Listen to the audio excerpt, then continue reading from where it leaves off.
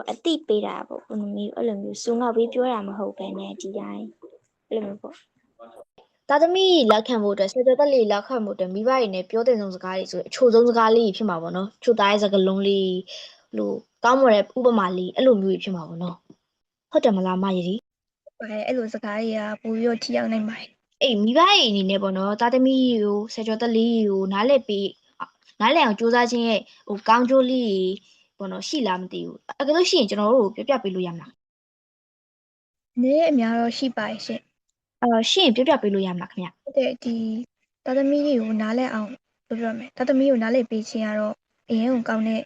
ဒီ relation တစ်ခုတိဆောက်တယ်လို့ပါပဲပေါ့နော်အဲ့တော့မိဘတွေကသားသမီးကိုနားလည်ပေးနိုင်ရင်ဒီလိုမျိုးသားသမီးဘက်ကလည်းမိဘကိုပို့ပြီးတော့ခင်တွယ်အားကိုးလာမယ်ယုံကြည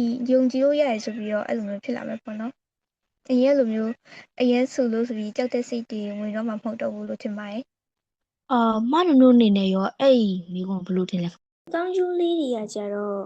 မိဘနဲ့ဆက်လင်းတဲ့ကြားမှာဖြစ်နေတဲ့တရဝဆဖြစ်တဲ့ပြဿနာတွေညှော့နေသွားမယ်ပြီးတယောက်နဲ့တယောက်ယုံကြည်မှုတွေကူးဆိုင်မှုတွေချစ်ချင်းမေတ္တာတွေနဲ့ပို့ပြီးနှွေးထွေးတဲ့မိသားစုလေးစုဖြစ်လာမယ်ပေါ့နော်အဲ့မိကုံနဲ့ပတ်သက်ပြီးမနုမုံမြတ်မှာတော့အဖြေရှိလားမသိဘူးခင်ဗျဟုတ်ရှိပါတယ်ညီမလေးဒီမိဘစေကြတက်တွေကိုနားလဲပေးလိုက်တယ်ဆိုတာအရင်အပန်းကြီးစရာတော့မဟုတ်လို့ထင်တာပဲပေါ့နော်မိဘအနေနဲ့ဆိုရင်သူတို့အဲ့ဒီကောင်းကျိုးလေးရှိပေါ့နော်သူတို့ကလက်ညွန်ကောင်းတယောက်ဖြစ်လာနိုင်တယ်လက်ညွန်သူကောင်းတယောက်ဖြစ်လာနိုင်တယ်ပေါ့နော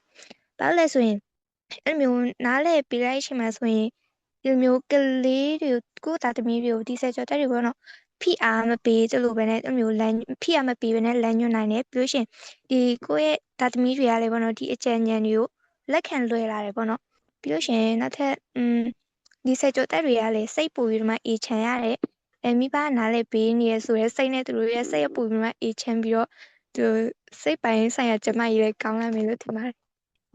ဟုတ်ကဲ့ပါခင်ဗျအဲ့ဆိုရင်လေဒီတစ်ခါကျွန်တော်အနေနဲ့ကျွန်တော်မေးမယ်ပေါ့နော်ကိုနေရာနေကိုပဲပေါ့နော်တစ်ခါတလေပေါ့နော်ကိုပြောလိုက်တဲ့စကားတစ်ခုကမိဘတွေကိုနာကျင်သွားစေရလို့ခံစားရတဲ့အချိန်မျိုးကြီးရှိလားမသိဘူးခင်ဗျ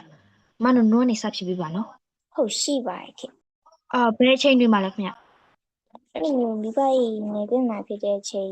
ပြောဆိုတဲ့အခါမှာရန်ရှင်းပြောရန်ဖြစ်တဲ့အချိန်ပါမျိုးပေါ့နော်အဲ့ဆိုမိဘတွေကိုရန်ဖြစ်တဲ့အချိန်မှာပြောလိုက်တဲ့စကားတစ်ခုကိုစိတ်ဆိုးပြေသွားတဲ့အချိန်ရန်ဖြစ်လို့ပြီးသွားတဲ့အချိန်ကျရင်ပြန်ပြီးတော့ခံစားရတယ်ပေါ့အဲ့လိုမျိုးလားမသိဟုတ်ပါတယ်ပြန်ခံစားငါအဲ့လိုပြောလိုက်လို့ငါမေကအဲ့လိုဖြစ်သွားတယ်ဆိုပြီးတော့ပေါ့နော်အဲ့ဆိုနောက်တစ်ခါကျရင်အဲ့လိုမဖြစ်အောင်ဘယ်လိုနီးလက်လေးနဲ့ကာကွယ်သင့်တယ်လို့ထင်ပါတယ်ခင်ဗျကိုပြောလိုက်တဲ့စကားကိုကိုမိဘနေရာကနေဝန်ခံစားပေးရမှာခွန်းကိုဒီလိုပြောလိုက်ရင်ဒီလိုဖြစ်သွားမယ်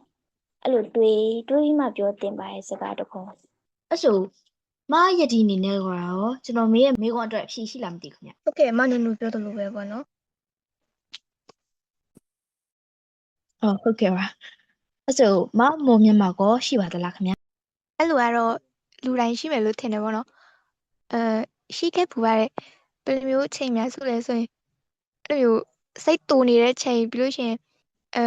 ဲအမအရင်တော့ဖြစ်ခဲ့ပူတဲ့ချိန်ပေါ့နော်ဘာလို့အဲ့အမအခုက16နှစ်ဆိုတော့အမ73နှစ်တော့ဖြစ်ခဲ့တဲ့အဲ့လိုဖြစ်ပျက်လေးကိုအမျိုးဥပမာအနေနဲ့ပြောပြချင်တယ်ပေါ့နော်အဲ့ချိန်တော့ကဘယ်လိုပြောမလို့အထီးကျန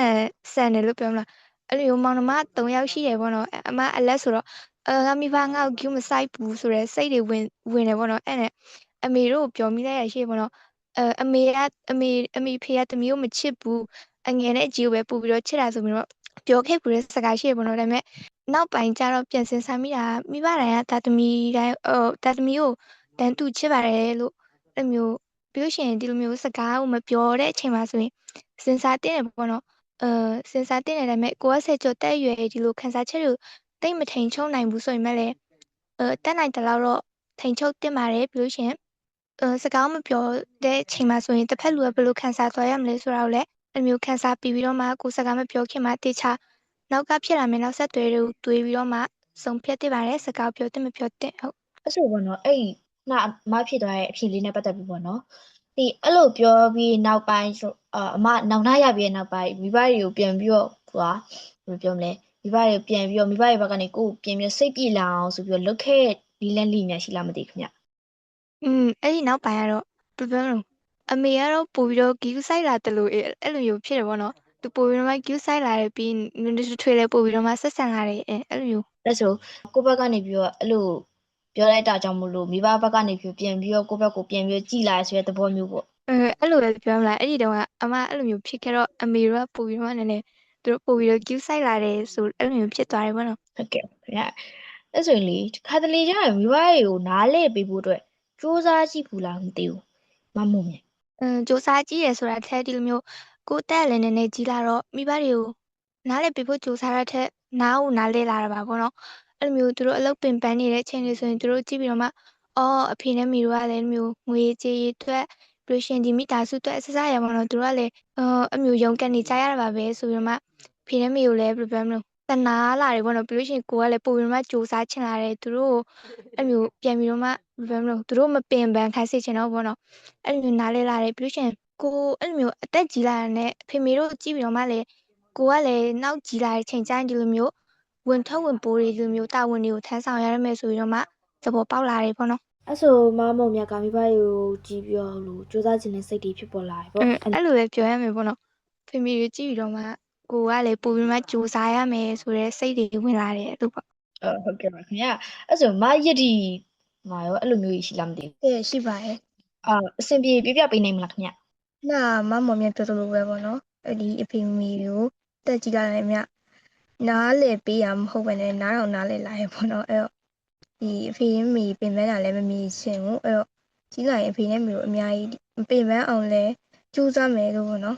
တန်နေတာချထားတာပေါ့အဲ့လို ဟုတ်ပါတယ် ဟုတ်ကဲ့ပါခင်ဗျ